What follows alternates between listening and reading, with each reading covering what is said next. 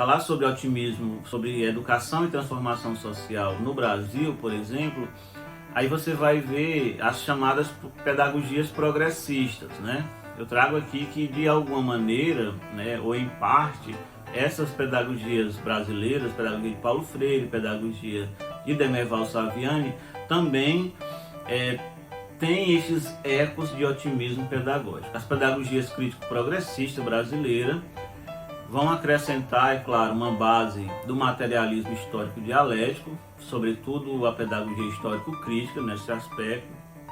Acrescentam o elemento da luta de classes, que é presente nas duas pedagogias, bem como é presente nas duas pedagogias a ideia da educação para a formação de uma consciência crítica da classe popular, consciência crítica essa que vai levar ao engajamento ou uma inserção mais orgânica para a transformação da sociedade.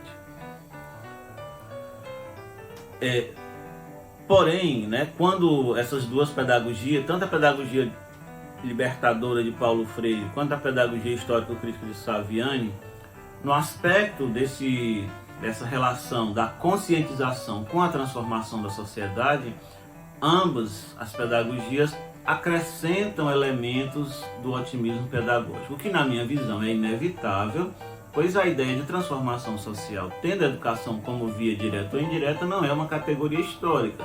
Então falta a essas teorias o elemento concreto de dizer o seguinte: a educação vai fazer um processo de conscientização, assim como aconteceu na sociedade A, na sociedade B e na sociedade C.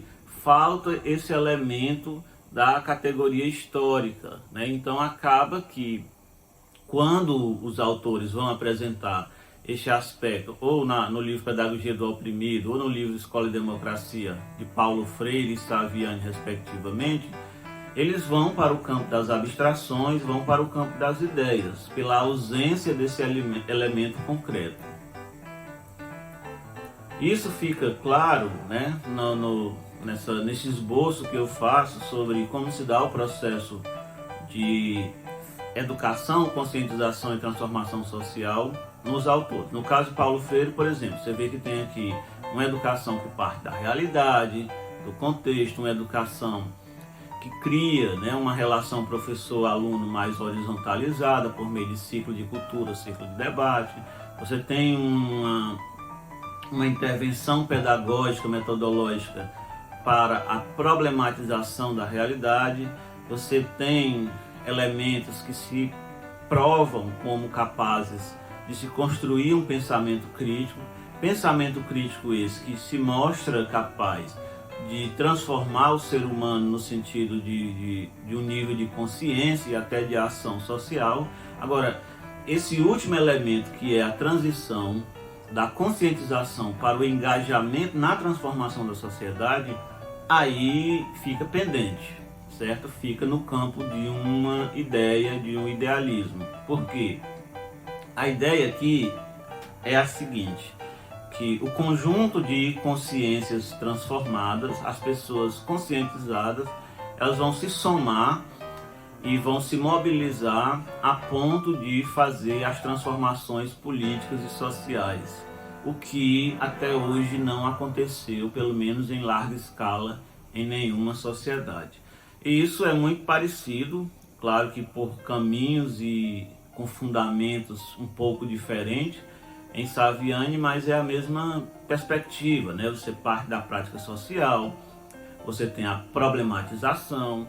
Essa problematização com os conteúdos científicos vão lhe dar uma instrumentalização que vai chegar a uma cartaz, que seria a consciência crítica, e essa consciência crítica adquirida vai levar, como Saviani diz, assim, a um nível sintético da realidade que possibilitará uma compreensão e se torna uma ação mais orgânica, que seria então a transformação social. Mas a lógica é parecida, e quando faz aí essa questão da intervenção mais orgânica na sociedade, vai cair na mesma questão que eu falei em relação a Paulo Freire, né? Fica como uma ideia, porque falta uma descrição concreta de como se deu esse processo em algum momento da história.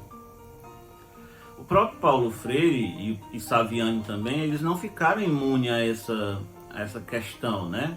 Eles não ficaram alheios a essa inquietação, a esse dilema. Como fica claro nesse trecho da Pedagogia do Oprimido, quando Paulo Freire pergunta, né? Ele mesmo pergunta: se, porém, a prática dessa educação transformadora implica num poder político esse que a classe oprimida não tem, como então realizar a pedagogia do oprimido antes da revolução? Então repare que esse dilema, ele não ficou alheio ao pensamento dos autores. Aí o Paulo Freire vai responder essa questão no próprio livro, na sequência após essa pergunta, com uma questão que eu particularmente compreendo que ela fica até um pouco negligenciada na pedagogia e em quem estuda Paulo Freire, né? Porque essa ideia que eu venho falando aqui, né, ela contaminou muito o discurso acadêmico e contaminou muito o imaginário social. Inclusive Paulo Freire, de certo modo, é afetado por isso, embora eu costumo dizer que Paulo Freire não pode responder pelo que as pessoas acham que ele disse, e sim pelo que ele falou. Mas assim, Paulo Freire, quando ele diz assim, um primeiro aspecto para responder a pergunta é compreender uma distinção entre a educação sistemática, que seria a educação pública, a educação do sistema público de ensino, que só pode ser mudada com o poder. Então ele está dizendo que, a princípio, que a escola, dentro de um Estado classista, dentro de um Estado que atende a interesses de uma classe dominante, que é a classe opressora, essa educação ela não tem condição de fazer a transformação, porque ela precisa do poder associado à classe popular.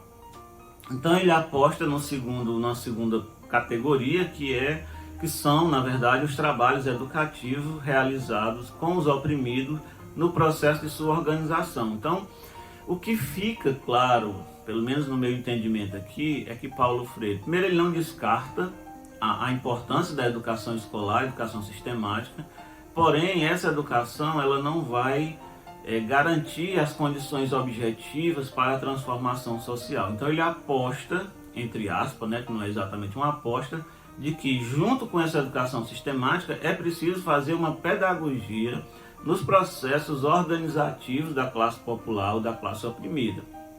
O que seriam esses processos organizativos sociais? Seria as relações de trabalho, as organizações de base, sindicato, associação, movimentos sociais, espaços que representam essa organização da classe oprimida. Nesses espaços também é necessário fazer uma pedagogia orientada para a transformação social, porque somente por dentro da educação sistemática essa que não está sobre a alçada da classe popular, não tem como fazer essa pedagogia transformadora.